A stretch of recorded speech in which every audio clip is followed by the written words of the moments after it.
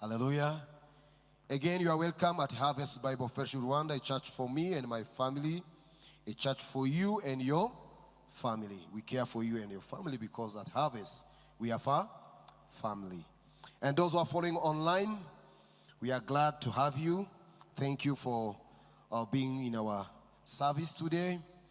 And we notice your comment. We notice that you are following. Thank you, Jerome and the other ones who are just indicating that they are following us online. May God bless you. Either you are following in Rwanda or out of Rwanda, wherever you are loved. Turn around and greet your neighbor, greet your friend, greet the one who is sitting beside you and say that you are alive. Even you can turn behind, say that you are loved, and you welcome in the house of the Lord. Amen. I'm Pastor Joel Kugiman. I don't know if today we have our visitors. Do we have someone attending for the first time in our midst? Okay, I see we are all familiar here. We are at home, so feel at home. You are welcome. Those who are following online, we have already welcomed you, so feel free to grab your Bible, because at Harvest what we have is the Word of God that we share, that we dig deeper to understand and to put it into practice. And we have been going through which book, if you remember? Sunday we had a friend, a pastor from USA, sharing the Word of God, talking from the book of Exodus. But today we are going back to our series. It was in which book? Colossians. You are there. Amen. Now today, it's which chapter? Those are from chapter 2. We are going to start from which verse? Are you sure? We are going to start from 16. Okay, that's great. I see. At Harvest, we take time to dig deeper, to study a book chapter by chapter, verse by verse, and to understand. And now we have been going through the book of Colossians, where we saw that this church was planted by Epaphras, and he went to Rome to visit Paul, who was in prison, sharing the good news of what was happening in the church. But though the church was a newly planted church, growing, but there was also some heresy, some false teaching going around the church. Then Paul wrote, encouraging them, calling them to be rooted in Jesus Christ. We pointed out that some of the false teaching were coming for the Gnostics, who were teaching that what matters is the spirit, and the Gnostics, their intellect. But we noticed that Paul is writing, indicating and pointing out that what they need Jesus Christ, because he's our Lord and our Savior, and it's not through our efforts or man-made religions or rituals or whatever that we are saved, but our salvation comes from Jesus Christ. And it's in him that we have life in abundance. Amen. So life is in Jesus Christ, and we have to live in him alone, because out of Jesus Christ there is no life, there is no salvation. Amen. So last time when we were discussing on this, our senior pastor took us through where we discussed about being rooted in Jesus Christ. We saw like 4 benefits of being rooted in Jesus Christ. And today we are going to continue looking at how we are qualified in Jesus Christ. Amen. We are qualified in Jesus Christ. Sometimes, people are disqualified because many things. Maybe sometimes we are applying for a job. You need a job. They will just say that we need 1 or 2 or 3 things like that. You send your CV and they go through it. They will say you're qualified or you're disqualified. But here, we are talking about being qualified in Jesus Christ. Not because we are seeking for a job or whatever, but because he died for our sins on the cross. And when we accepted him as our Lord and Savior, we are qualified to be called children of God. Amen. So today we are going to read from chapter 2, Colossians chapter 2, verse 16 to 23. Let's go through the word of God. Therefore, let no one pass judgment on you in questions of food and drinks, or with regard to a festival or a new moon or a Sabbath. These are shadow of the things to come, but the substance belongs to Christ. Let no one disqualify you, insisting on asceticism or worship of angels, going on in detail about visions, puffed up with reason by his sensuous mind, and not holding fast to the head, from whom the whole body, nourished and knit together through its joints and ligaments, grows with growth that is from God. If we are in Christ, if with Christ you died to the elemental spirits of the world, why, as if you were still alive in the world? Do you submit to regulations?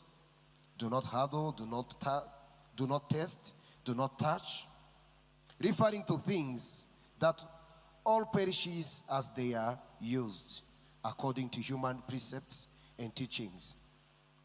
These have indeed an appearance of wisdom in promoting self-made religion and asceticism and severity to the body, but they are of no value in stopping the indulgence of the flesh.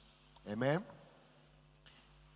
Paul has been talking about how we are qualified in Jesus Christ, how we are rooted in Jesus Christ as Christian, how we have been saved in Jesus Christ. Then he starts by therefore. It's a kind of contrast. There were teachings going on in the church, teaching about the tradition, especially for the Jew. It was the Old Testament laws. So there was rituals, food, festivals, and people were thinking that for them to be accepted, for them to be qualified, they need to keep those laws. They need to hold fast on man-made rituals and religion. Then Paul is writing, telling them the opposite. People were being told that they have to hold on rituals like celebrating the new moon, the Sabbath. There was many rituals. Even if you read the laws of Moses in Old Testament, you can have a long list of festivals or many rituals that Jews were to go through in Old Testament. But in New Testament, with Jesus Christ, there was a new covenant. Amen.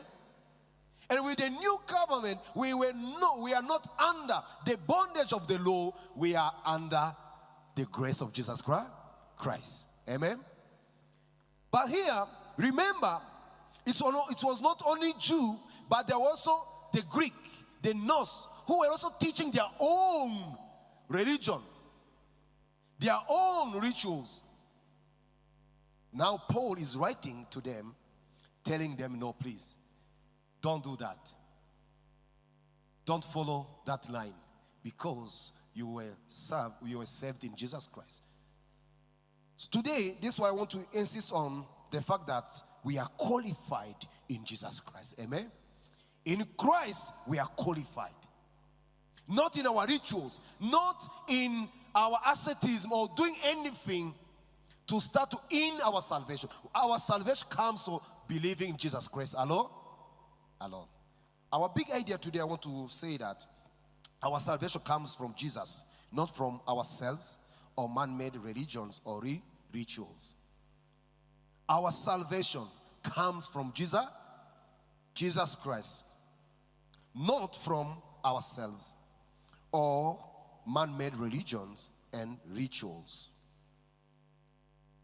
We can't save ourselves. We can't earn salvation by our intellect, by our effort, or money, or sacrifice. No. But through Jesus Christ alone, we are saved. Amen? So, we are going to look at 4 truths that every Christian must know. 4 truths that every Christian must know. 1, live to please Christ, not people. Live to please Christ, not people. Live a life that glorifies God, that pleases Jesus Christ, our Lord and our Savior. Not trying to please people. Verse 16. If you read verse 16. What does it say? Therefore, let no one pass judgment on you in questions of food, drink, or with regard to a festival or a new moon or Sabbath. These are shadow of things to come. People were trying to please people for them not to be judged. You have to celebrate the new moon. You have to celebrate the Sabbath. And remember, there were more than even 10, 20 Sabbath in the Old Testament. Sometimes when we talk about the Sabbath, people think about the 7-day Adventist or the day. No, there was a lot of Sabbath that the Jew were to observe. You know, Sabbath means to stop. It means a rest. It means to finish what or to accomplish what you are doing. So Jew had many festivals to observe.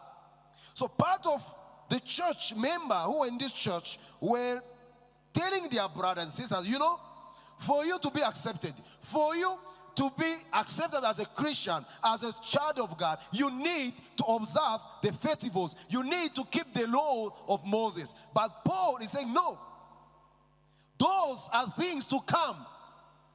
So Jesus Christ have come, and our life or our salvation is in Jesus Christ, not in rituals. So please, if you want to live your life exalting and glorifying God, don't try to live to please people. I'm not saying that go and fight, insult people, or be a bad. This is not what I'm saying. But if you don't want to be judged, and you want to do everything for people to acclaim, say you're a good person, or we love you, you even end up not speaking the truth. Yeah? You'll be saying, I don't judge, it's up to God. No. Judging and telling someone that this is sin. Homosexuality is sin. I will point it out.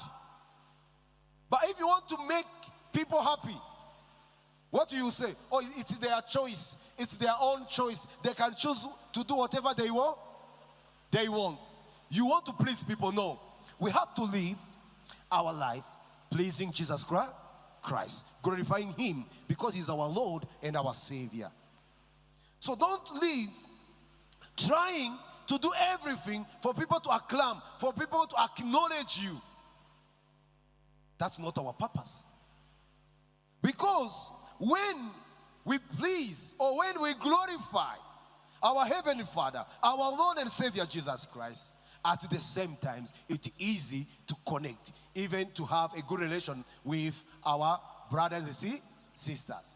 Because always we say that the vertical connection with Jesus Christ fuels our horizontal relation with our brothers and sisters. So what we have to do, we have to establish our relationship with Jesus Christ and live pleasing Him, live glorifying Him. Try to do our best to live pleasing our Lord and Savior.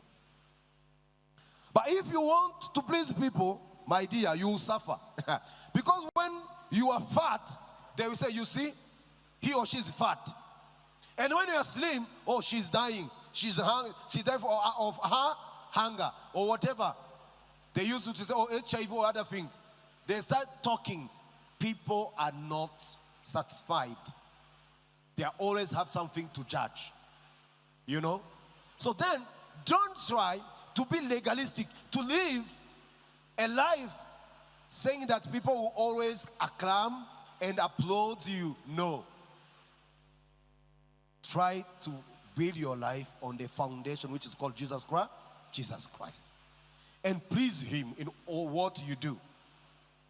Remember, our salvation comes from Jesus Christ alone, not from people. And remember, I'm not saying that don't love people, don't have good relationship with people, or try to fight with everyone. No.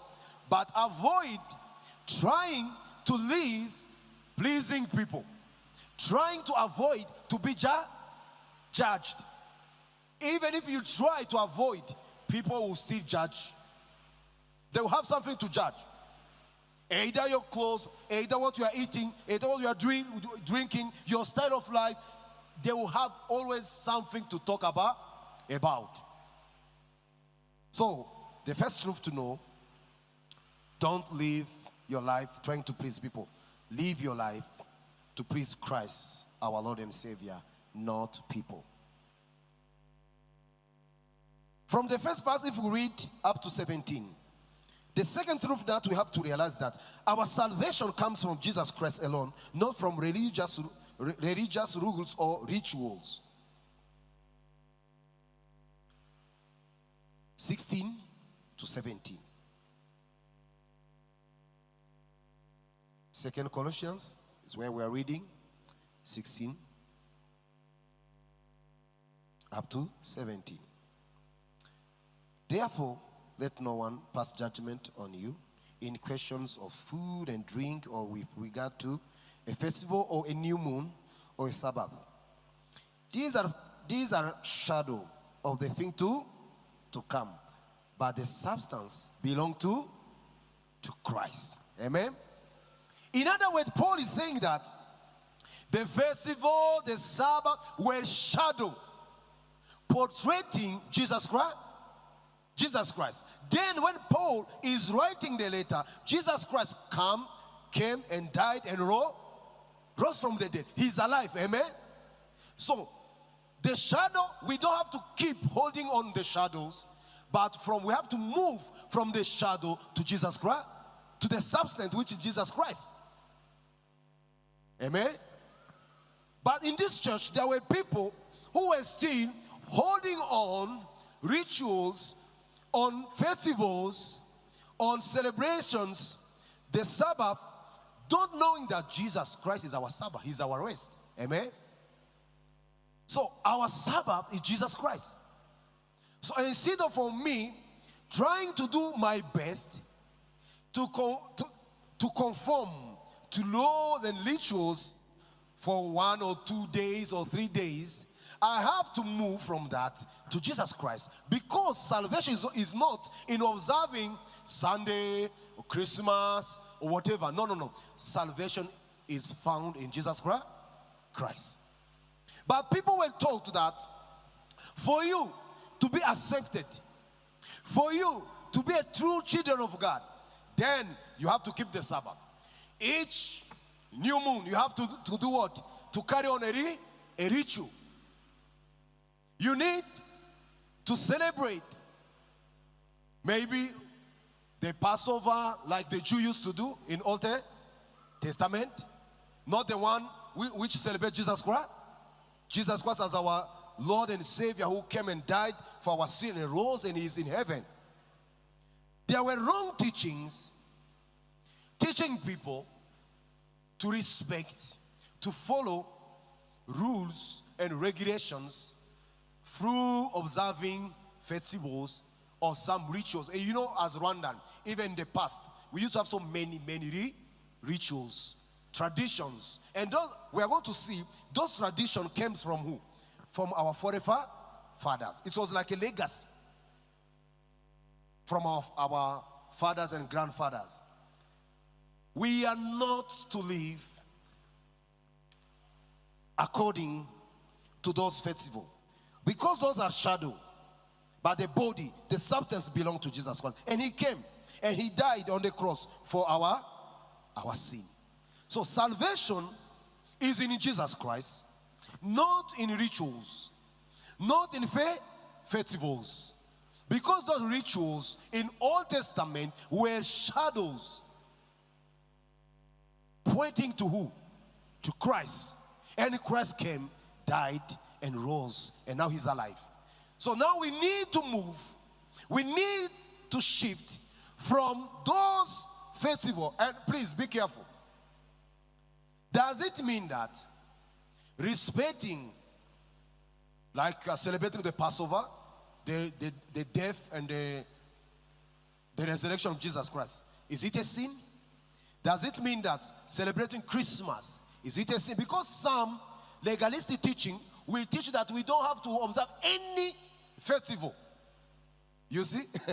It's not what we are saying, but there are some festivals in Old Testament which were there as shadow, pointing to Christ.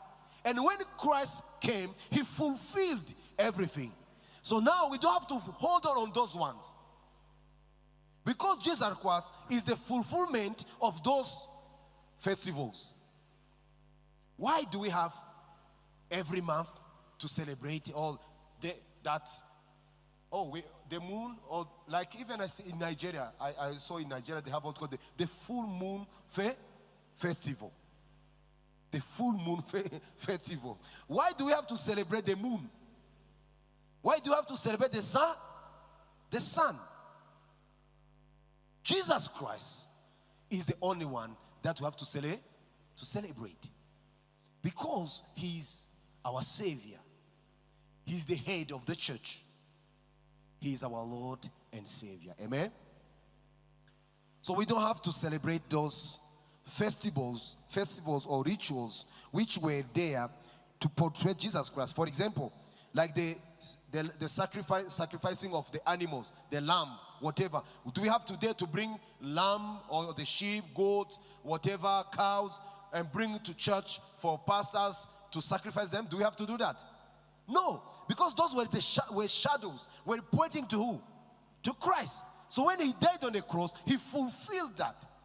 So there is no need now today to bring those goats, but we can bring them as offerings, but not as what? As sacrifice for our sins, because Jesus Christ died for our sin. Amen? So we have to move from the shadow to Christ, because he fulfilled those shadows. Amen? The third truth to know about what we are talking about. In Jesus Christ, we are qualified. Say amen. Tell your brother and sister that in Jesus Christ we are qualified. Tell him or her. In Jesus Christ we are qualified. In Jesus Christ we are accepted. Amen. Therefore, avoid asceticism and idolatry. I want to talk a little bit about asceticism. There are many forms of asceticism. Some people will go for hunger strike, maybe for a whole week, not eating, not drinking. For them thinking that when they pray like 7 days without eating, without drinking, it's when that God is going to hear their prayer, or God is going to accept them, and God is going to be pleased. Some will even leave their homes and go in forest. Spend like 1 year in forest, living alone, saying that the world is spoiled, the world is full of evil, so I have to run out, I have to go far from people. People are evil, people are bad. So for me to be holy, I need to separate myself from them, go in desert, in a cave, or in mountains, and live there alone. There were some people who were like that. From others, you have to cut your body. You have to do everything that will make your body suffer, painful. So that kind of suffering and pain will move the heart of God towards you. We may ask, do we still have those kind of things today? Do we still have asceticism in this part of the world? I will say yes. Like in Rwanda, you will see people carrying stones, big stones, in the mountains. People will go spend like 1 week in a cave. People will go and carry those stones and climb mountains, or they go on the waterfalls and spend like 1 hour or the whole night in the water praying. Oh Lord, see my suffering. I'm suffering from you. My brother Jesus Christ died for our sin. Amen. He carried all our sorrows, all our burdens, and he was crucified on the cross. So me and you will be free. Last time when Pastor John was preaching, he said that in Jesus Christ we are free. Amen. We are forgiven and we are free.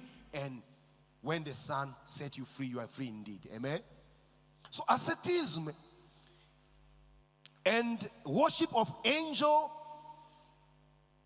Paul is calling upon the church to separate themselves from those things, to avoid those kind of rituals or those kind of practice.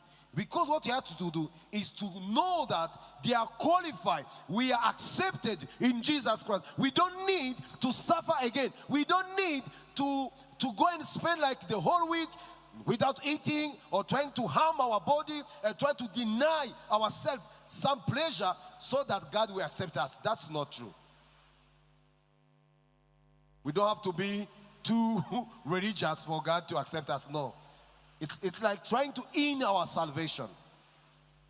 We are saved by grace, not by our deed or our actions. Verse 18. Let no one disqualify you. Let no one does not disqualify you. Insisting on what? On asceticism and worship of angel, going on in detail about visions, puffed up with reasons by his sensuous mind, and not holding fast on the head. Who is the head? Jesus Christ, our Lord and Savior, from whom the whole body, nourished and knit together, through the joints and ligaments, grows with a growth that is from God. We are qualified in Jesus Christ. Therefore, we have to avoid asceticism. We have to avoid the worship of angels.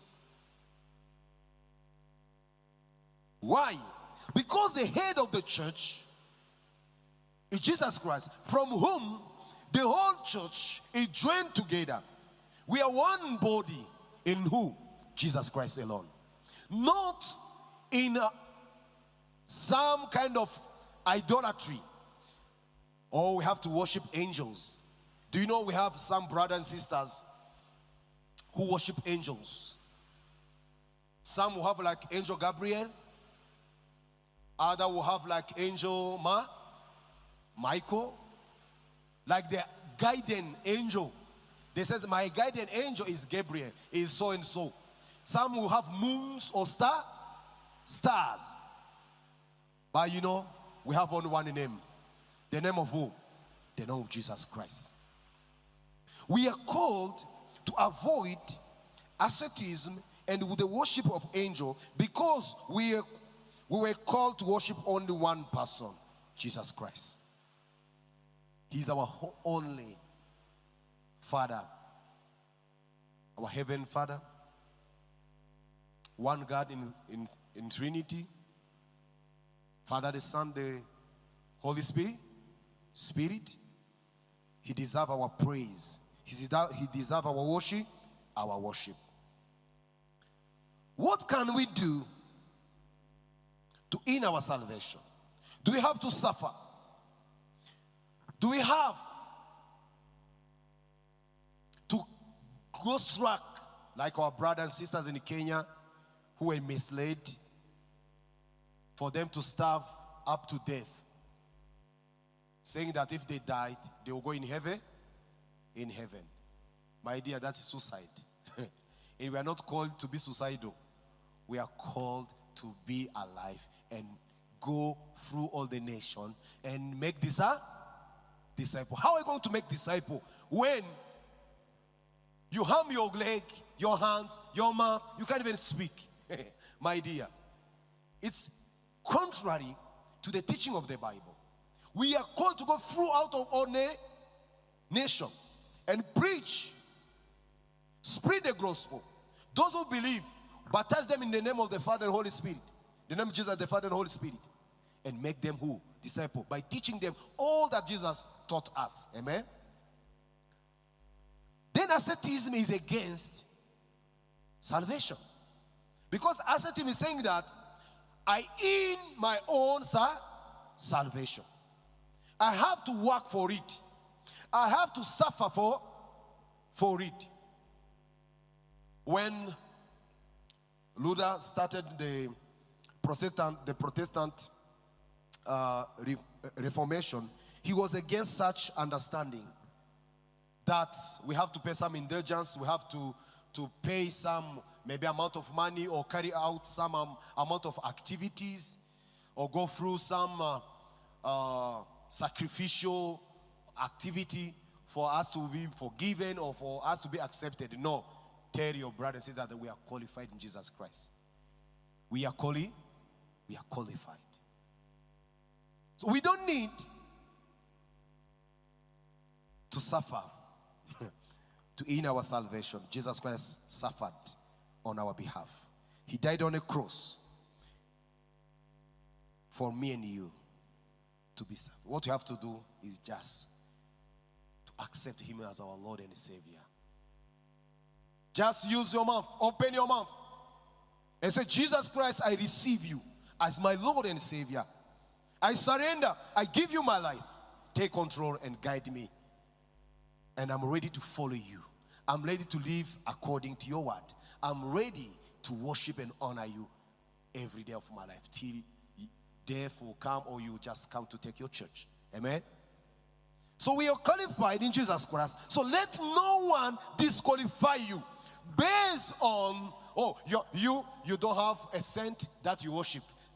Then you are not a Christian. No. You know, sometimes people believe in the names. Like when you are baptized, they have to give you a name to be qualified.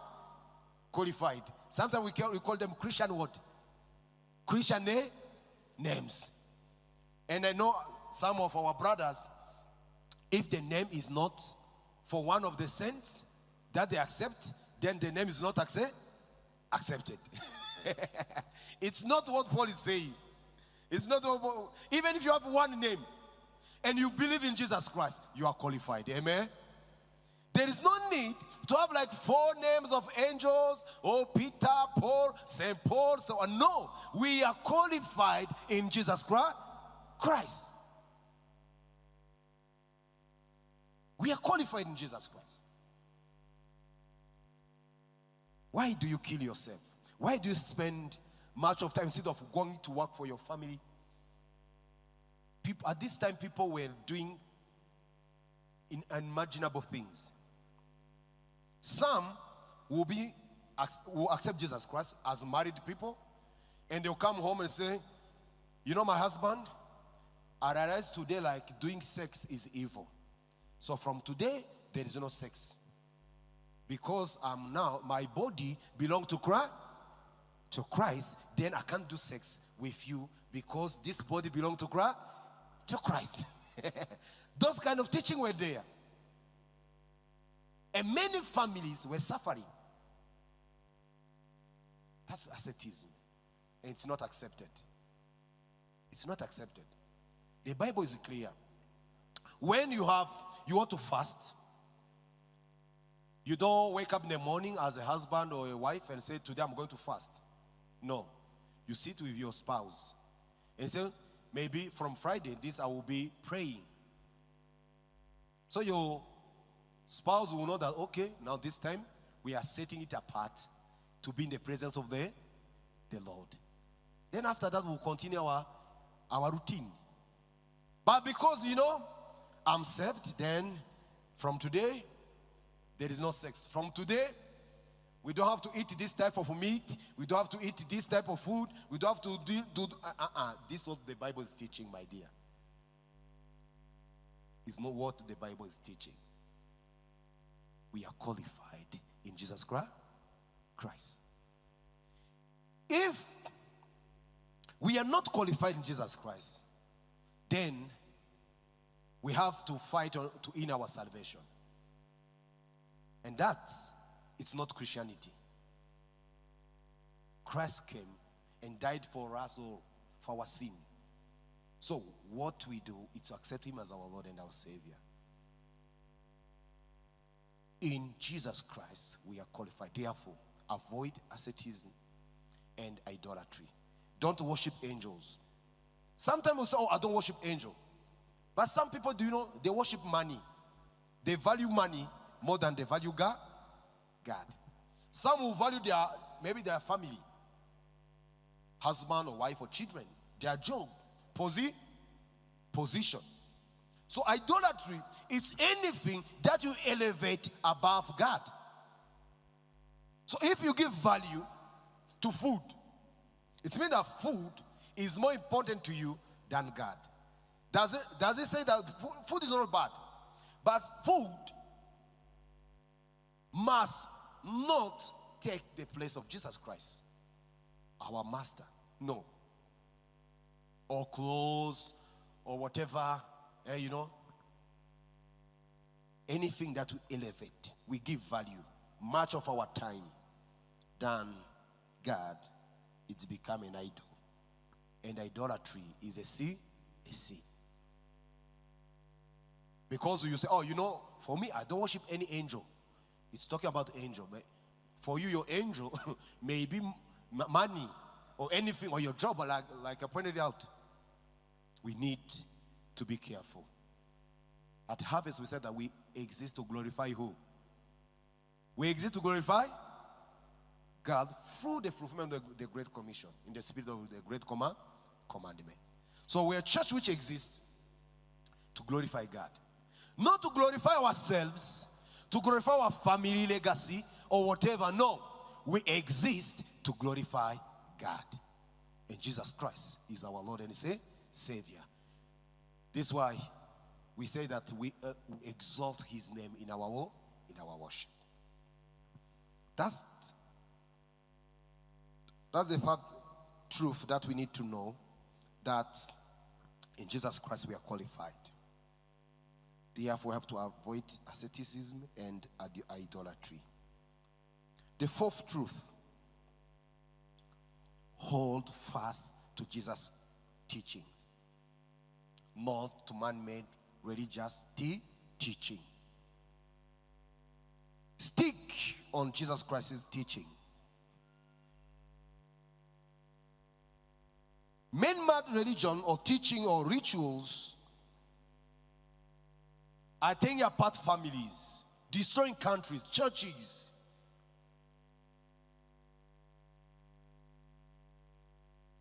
Because when people sit down and come out with those kind of religion, their target is evil. How can we explain that someone can call people in a church and tell them, bring your money, bring your belonging, bring your thing, sell everything, bring the money to me, and then today we are going to pray and go to heaven. And then he set the church on fire. And the guy in Uganda, it's happened. Still today, the guy is nowhere to be found. People died in the church. He took their money, everything, ran away with it. Another one is calling people, come, and you have a big land which belongs to you. Mean they have to travel to reach there. It's money. Come and pray. Fast to death. And you are going to heaven. Why can't you do that? Why can't you start by yourself? Start by doing it. Show example. You are teaching people what you are not doing. Those are man-made religion. We need to hold fast. We need to stick on Jesus Christ's teaching. Not on man-made religions. Verse 20. If with Christ you died today, elemental spirits of the world, why? As if you were still alive in the world, do you submit to regulations? do not handle, do not test, do not touch, referring to things that all perish as they are used according to human precepts and teachings. These have indeed an appearance of wisdom in promoting self-made religion and asceticism and severity to the body, but they are of no value in stopping the indulgence of the flesh. The teaching of Jesus Christ is based on one thing: love. Amen? Like John 3:16. You know it in Sunday school. J, another one. For God loves the world. He gave his only son. So whoever believes in him will not perish, but will have eternal life. That's all. And the great commandment is about all one thing: love God with your heart, your soul, your mind, and love your neighbor as you love yourself. That's all. The Old Testament, the New Testament is just summarized in love. Amen? So, love is the basic thing that you have to know about Jesus Christ. But when someone is teaching about do this, don't do this, don't, that's a problem. We end up being legalistic. It's like my brother who recently lost his wife, innocent. He used to ask us at home, why can't you pastors sit down and come out with a list of sins and just write the sin down for one, maybe up to 1,000, and say this is the list of the sins. So we'll be moving around with the list to avoid those things. So no, okay, this one I have to avoid. It's a kind of checklist. Some teaching in churches are like that. Don't do this, don't do this, don't drink, don't touch, don't do this. That will not save you. My dear brother, that will not save you. I don't want to go into detail because sometimes even for people even touching a bottle of beer is a sin. Sin. Even passing in front of a bar, it's a sin. It's a sin. Or walking in a bar, it's a sin. But sometimes I wonder, we have people here working in bank. Those people bring money. Who brings money? Are they all those money who are coming in your account? Betty and other ones. Do you know where this money, how do people got the money? Even the offering people are bringing to church. When you are legalistic, you may even fall in the trap of ending doing nothing. Because you end up, notice that everything will be seen. Everything will be seen. Some of the money people are bringing in their account, it's a stolen money. It's from prostitution. Or from maybe killing someone. Or ransom maybe for kidnappers. They end up, though the government will do all the best to track, but still people will do those crimes. So we don't have to be legalistic. It's like we live to say, don't pass here, don't sit here, don't greet this one, don't do this, don't eat, don't buy this. No. What we have to do is does this or this kind of thing or this please or honor God? If it's honor God, then you will do it. Because it brings glory to Jesus Christ. Jesus Christ. That's the measurement. Am I going to harm someone? So if I harm someone with what I'm doing, then I have to stop it. Because the thing of Jesus Christ, for me to love myself as I love my brother and sisters. So what I want them to do for me, I have to do for them. But even those that I have to do for them, it's have to be anything or everything that bring honor or glorifies Jesus Christ. So if what I'm doing is going to make the name of Jesus Christ be glorified, Jesus Christ be known, I have to do it. even if it doesn't please people. So we need to move from legalist to be legalistic and live a kind of life, say, don't touch this, don't do this. Paul is saying that those are things of flesh. It's like you keep living the kind of life that you used to live when you were not saved. But when we are saved, we are a new creature. So in Jesus Christ, we have our Lord and Savior, Jesus Christ, our Master. He's now the one leading us. And He leads us through His Word. Amen? This is why I'm pointing you to the teaching of Jesus Christ. Jesus Christ. Not inventions, not man-made or man-discovery. Because people are discovering new ways of worship. People are discovering new ways of praying. Every day, new churches are coming. And some churches are coming with new invasions. We have to be careful. Because Jesus Christ warned us, saying that in the latter days, false prophets will come. And they will come from where? Among us. Among you. So they come out of churches with tricky teaching, and their aim is to extort money from people, if for them to be glorified, for them to be famous, for their names to be known. This is why today sometimes we have, I think, I don't know if in Rwanda you are there, but I saw it maybe in Ghana, Nigeria, I don't know. It has been many years I don't know, in Kenya, but Uganda, I've seen that, where the name of the presentation of the pastor, it's a big billboard. General Super One, it's a very, very Christian. General Bishop number 1, the vision bearer. And then the church, what is the name of the church? You'll be looking for it, nowhere to be found. It's a kind of small thing. So the name of the founder is bigger than the name of the church. The church. Even the church is called the church of so and so and so and so. Remember, Christ is the head. Amen? And we live to glorify Him and Him alone. May God help us to know those 4 truths, to avoid asceticism and idolatry. And remember, our salvation comes from Jesus Christ alone. Not from ourselves, we don't earn it. Not from man-made religion or rituals. Therefore, we have pointed out 4 truths.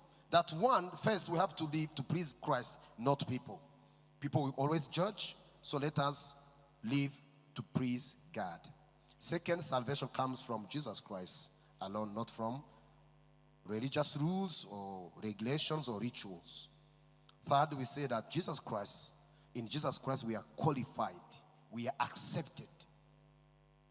So we therefore have to avoid asceticism and idolatry.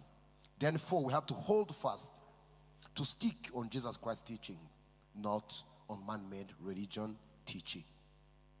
There are many religious teaching outside here which are destroying lives, destroying homes. To avoid that, let's go back to the book, to the Word of God, and hold fast on Jesus Christ's teaching, because we are in the latter day where people will be coming out with different tricky way of leading people astray. But for you and me, let's keep reading the Word of God day and night, meditating upon it and put it into practice, and live out our Christian life day by day till the day Jesus Christ will come to take His church.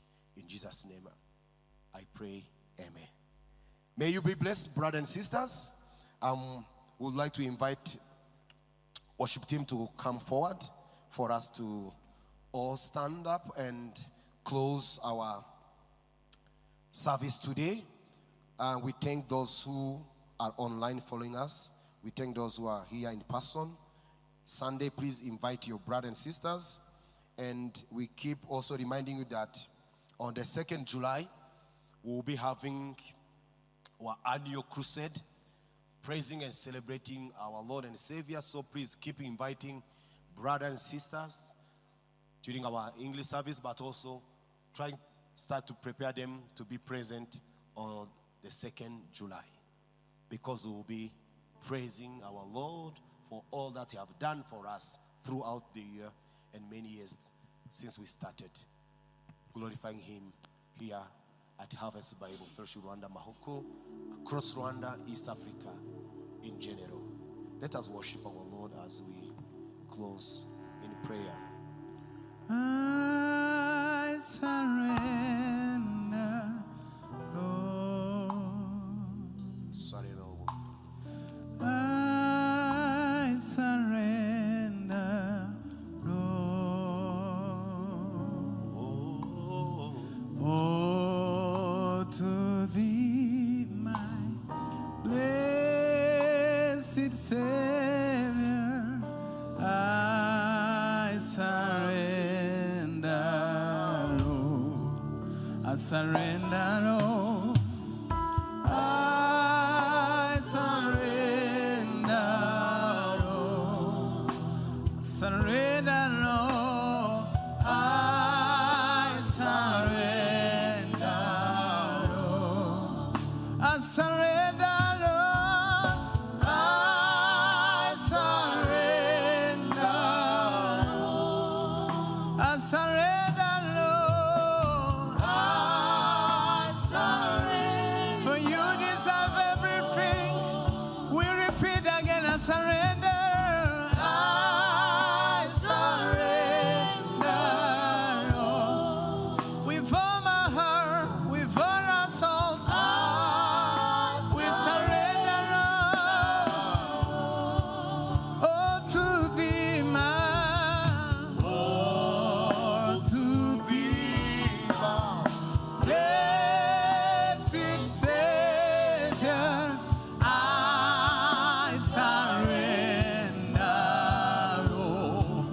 Oh, to Thee, my blessed Savior, to Thee, my blessed Savior, I surrender, Lord.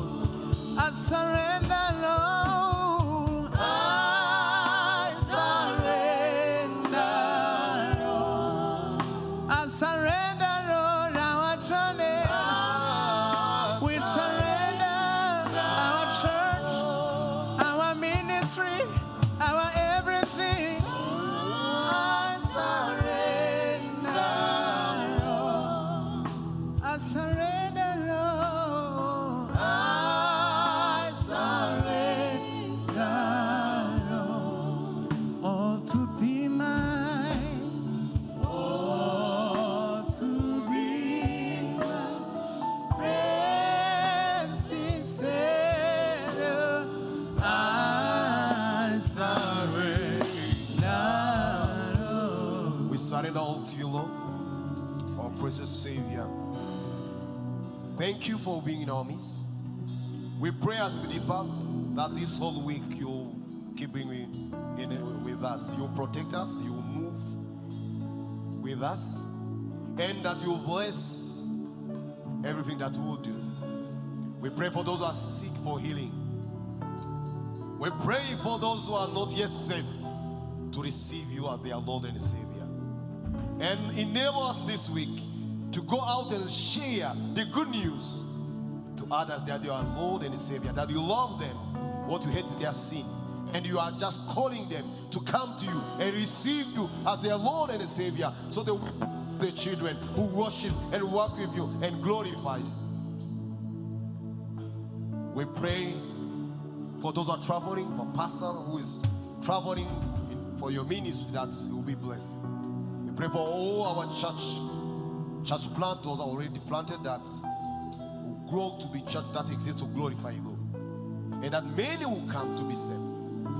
We pray for Christian in Rwanda, in Congo, Africa in general, the whole world. We pray that we'll stand up and be light and the salt of the world. We not be afraid to testify, to share with others that you are God, and to make disciples. We pray for a blessed week upon everyone. In Jesus Christ's name, amen. May God bless you. You are loved. Light on the darkness.